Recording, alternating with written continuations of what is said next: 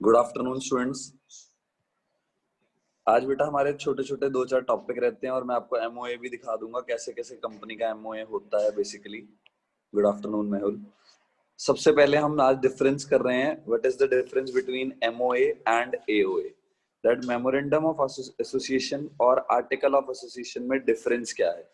मैंने आपको पहले भी बताया था, एमओए में मेन मकसद एमओए का ऑब्जेक्टिव है। ठीक है, एमओए को याद रखना ऑब्जेक्टिव से कि एमओए में सारे ऑब्जेक्टिव आते हैं और एओए में रूल्स आते हैं। क्लियर कि जो भी रूल्स एंड रेगुलेशन होंगे वो सारे एओए में आएंगे।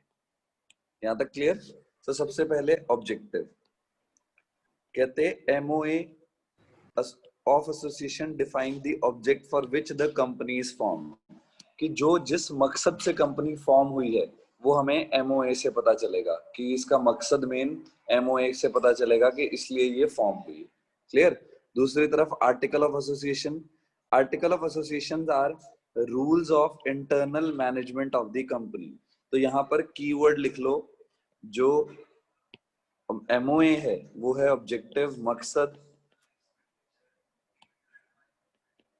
उससे हमें पता चलता है ऑब्जेक्टिव, और एओए से हमें पता चलते हैं रूल्स।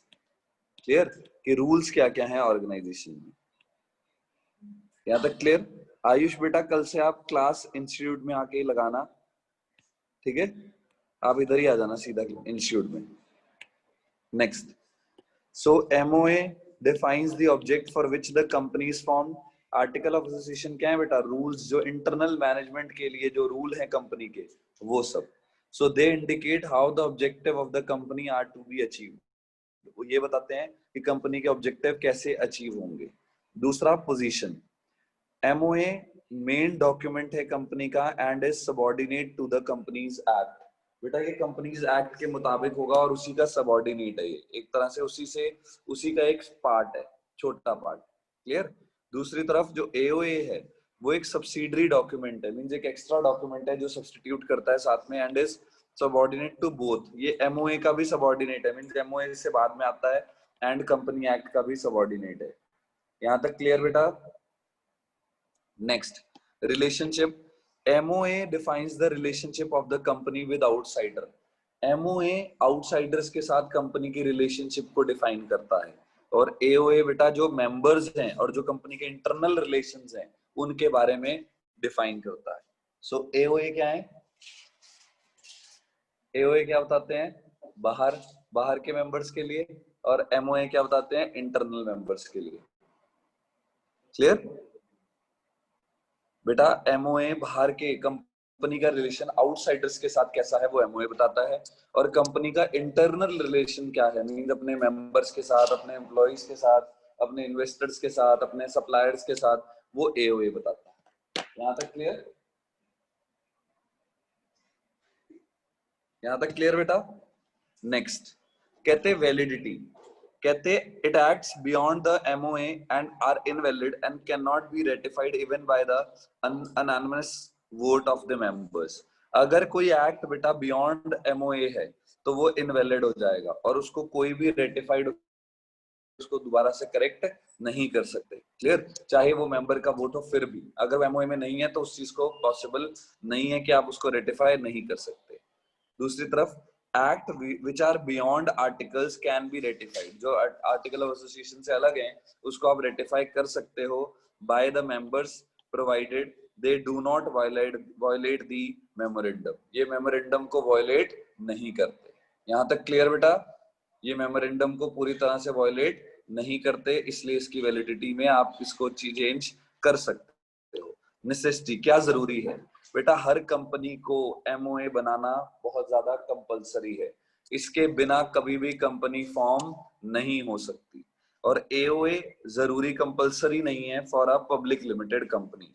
जो पब्लिक लिमिटेड कंपनी है उसके लिए एओए को फाइल करना कंपलसरी नहीं है। It may adopt table F of the companies act 2013। वो एओए की जगह टेबल एफ फॉर्म कर सकते हैं, उसको फिल कर सकते हैं अगर वो नहीं चाहते तो। यहां तक क्लियर बेटा? यहां तक क्लियर है सबको?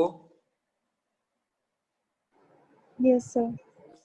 तो हम पढ़ क्या रहे हैं? हमने पढ़ा what is the difference between MOA and AOA. ये छोटे छोटे पॉइंट्स हमारे रह गए थे, चैप्टर हमारा कंप्लीट हो चुका है।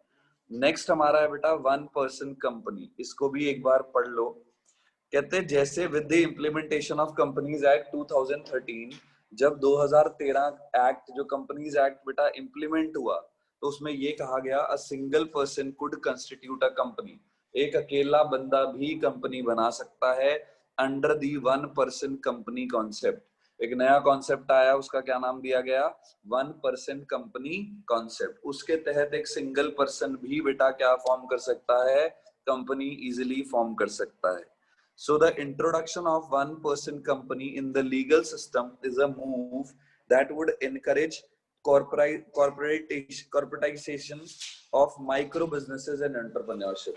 इससे जो सिंगल एंटरप्रेन्योर्स हैं वो भी बढ़कर आगे आएंगे और वो ज्यादा से ज्यादा कंपनीज फॉर्म करेंगे, जिससे इकोनॉमी का भी फायदा है, इंडस्ट्रियल सेक्टर का भी फायदा है। यहाँ तक clear? So in India in the year 2005, the J.J. Irani Expert Committee recommended the formation of OPC. OPC means one person company. It had suggested that such an entity may be provided with a simpler legal regime. इसमें आप simple legal regime रखो, मतलब इसमें ज्यादा legal formalities ना रखो, ज्यादा legal चीजें ना रखो, through exemption, so that the small entrepreneur is not compelled to devote considerable time, energy and resource on complex legal compliance. उन्होंने कमेटी ने ये डिसाइड किया कि भाई इस वन पर्सन कंपनी में ज्यादा डिफिकल्ट चीजें नहीं होनी चाहिए, ताकि जो सिंगल एंटरप्रेन्योर्स हैं उनका ज्यादा से ज्यादा टाइम, मनी, एफर्ट, एनर्जी ये वेस्ट ना हो जो कॉम्प्लेक्स लीगल फॉर्मेलिटीज रखी हुई हैं उनमें। तो जो लीगल फॉर्मेलिटीज होनी चाहिए वो बिल्कुल इजी से इजी हो ताकि टाइम वेस्ट ना हो।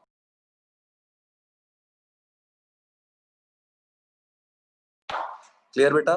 तो कहते हैं अगर इजी से इजी होगा उसमें फिर जितने भी एंटरप्रेन्योरशिप है या जो स्मॉल बिजनेसेस हैं वो बढ़ चढ़कर आगे आएंगे। So one person company is a company with only one person as a member, जिसमें एक ही मेंबर होगा।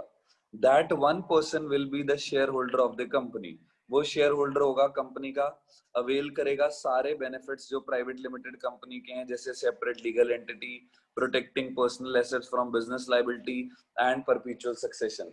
जो जो बिजनेस के बेसिक चीजें हैं, जैसे कंपनी के जो बेसिक रूल है, कंपनी का होता है ना कि आर्टिफिशियल पर्सन होती है कंपनी, और परपेचुअल सक्सेशन होता है कि वो चाहे पर्सन आए चाहे ना जाए वो कंपनी वहीं कंसिस्टेंट रहती है, चलती रहती है, और उसकी कॉमन सील होती है, वो सारे बेनिफिट्स इनको मिलेंगे। क्लियर? सिर्फ फर्क इतना है कि ये वन पर्सन कंपनी होगी। क्या होगी ये? One person company. Now the characteristic, कहते हैं इसकी कैरेक्टरिस्टिक्स, इसके फीचर क्या हैं?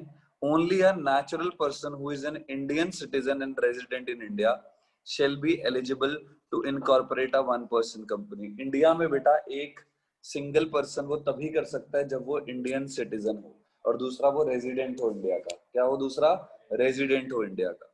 दूसरा सेकंड वो कहते हैं shall be the nominee for the sole member of a one person company. Explanation, for the purpose of this rule the term resident in India means a person who has stayed in India for a period of not less than 182 days during the immediately preceding one calendar year.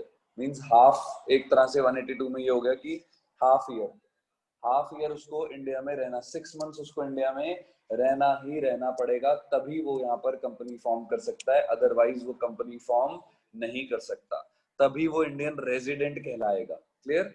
Next, no person shall be eligible to incorporate more than a one person company or become nominee in more than one such company. अब one person, अब कोई person ऐसे भी कर लेंगे, one person company 10 बना ले, नहीं, सिर्फ एक वन पर्सन कंपनी एक ही पर्सन बना सकता है, एक ही बार बना सकता है। यहाँ तक clear?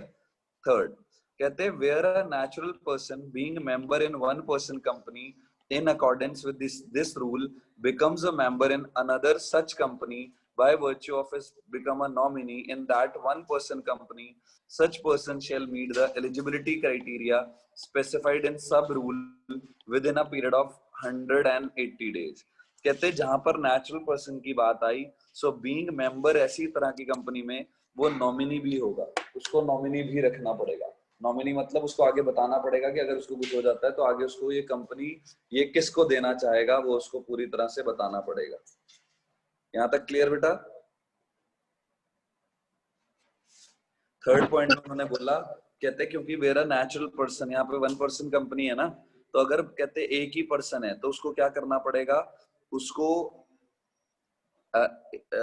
Being member in 1% company in accordance with this rule, वो मेंबर बन सकता है किसी और कंपनी में अगर किसी ने उसको बेटा नॉमिनी बनाया है, किसी ने अगर उसको नॉमिनी बना दिया और वो पर्सन को कुछ हो गया और तब वो जाकर 2 कंपनी में बन सकता है। नेचुरल पर्सन बेटा जो नॉर्मली ह्यूमन बीइंग है वो, कंपनी को एक आर्टिफिशियल पर्सन भी मानना जाता है, क्योंकि कंपनी देखो एक आर्टिफिशियल पर्सन का रोल प्ले करती है। कैसे? कल के दिन अगर जैसे normal person natural person sign करता है तो कंपनी जो आर्टिफिशियल पर्सन होती है वो उसकी क्या लगती है, स्टैंप लगती है। तो इस तरीके से उसको आर्टिफिशियल पर्सन माना जाता है। तो यहाँ नेचुरल पर्सन की बात कर रहे हैं कि वो इस केस में 2 जगह बन सकता है, अगर किसी दूसरी जगह पे उसको नॉमिनेट किया है, नॉमिनी बनाया है, तो वो वहां पर 2 जगह मेंबर बन सकता है।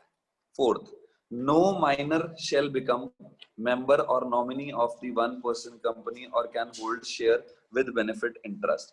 कोई भी 18 साल से कम का पर्सन ना ही 1% कंपनी चला सकता है, ना ही नॉमिनी बन सकता है। Clear?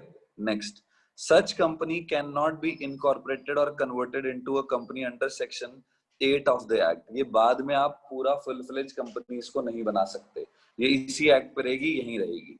Such company cannot carry out non-banking financial investment activities, including investment in securities of any corporate।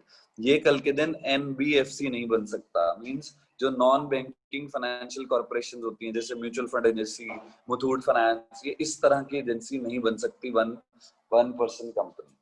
Clear? No such company can convert voluntarily into any kind of company unless 2 years have expired from the date of incorporation of 1% company। ये बेटा किसी और form में इसको convert नहीं कर सकते। Clear? So expect threshold limit is increased beyond 50 lakh rupees or its average annual turnover during the relevant period exceed 2 crore। अगर इसकी कोई लिमिट सेट की हुई है कि इतने से ज्यादा होता है तब वो उसको एक मौका दे सकते हैं कि आप उस अपनी कंपनी को क्या कर सकते हो, कन्वर्ट कर सकते हो, लेकिन उससे पहले उसको कन्वर्ट नहीं किया जा सकता। ये बेटा एक कंपनी का मेमोरेंडम ऑफ एसोसिएशन है। देखो ऐसा होता है, नेम ऑफ द कंपनी होता है लिखा हुआ, ठीक है, रजिस्टर्ड ऑफिस लिखा होता है, हमने पढ़ा था ना 5 चीजें, क्या क्या पढ़ा था, name clause, registered office clause, object clause, liability clause, capital clause, याद है ना? तो वो सारी चीजें बेटा देखो, यहाँ नेम आ जाएगा, रजिस्टर्ड ऑफिस आ जाएगा, ऑब्जेक्ट आ जाएगा, ठीक है, यही ऑब्जेक्ट है, उसके बाद लायबिलिटी आ जाएगा, कैपिटल आ जाएगा। क्लियर? और उनके सबके address, name, address, number of shares, उनके साइन, यहाँ साइन, सारी चीजें आ जाएंगी ऐसे। क्लियर बेटा? और फिर नेम एंड एड्रेस जो सब्सक्राइबर है वो, फिर सब साइड सिग्नेचर जो जिन्होंने मतलब शेयर्स अलॉट किए हैं वो, यहाँ सारी चीजें प्रॉपरली आ जाएंगी। क्लियर बेटा? तो ये था आपका चैप्टर 7। कल हम इसकी केस स्टडी स्टार्ट करेंगे। यहाँ तक क्लियर? आज इतना ही है, चैप्टर 7 आपका कंप्लीट हो गया है, इसको अच्छे से रिवाइज करो बेटा। क्लियर है? Yes sir. कल से